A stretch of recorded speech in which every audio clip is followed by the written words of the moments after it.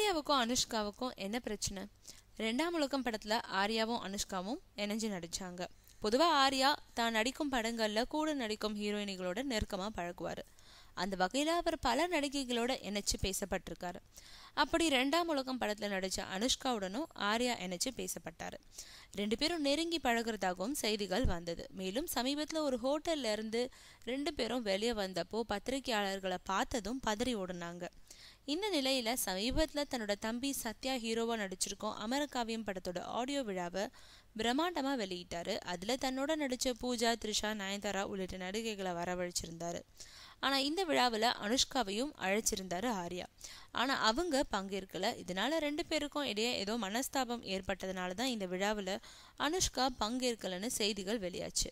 ஆனா இதை மறுத்திருக்காரு ஆர்யா. அவர் கொடுத்த பேட்டி ஒண்ணுல, அமரகாவியம் ஆடியோ வெளியீட்டு விழாவின் போது அனுஷ்கா பாகுபாலி படத்துல பிஸியா இருந்தாங்க, அதனாலதான் அவங்களால பங்கேற்க முடியல, மற்றபடி எங்களுக்குள்ள எந்த பிரச்சனையும் இல்லைன்னு தெளிவுபடுத்திருக்காரு.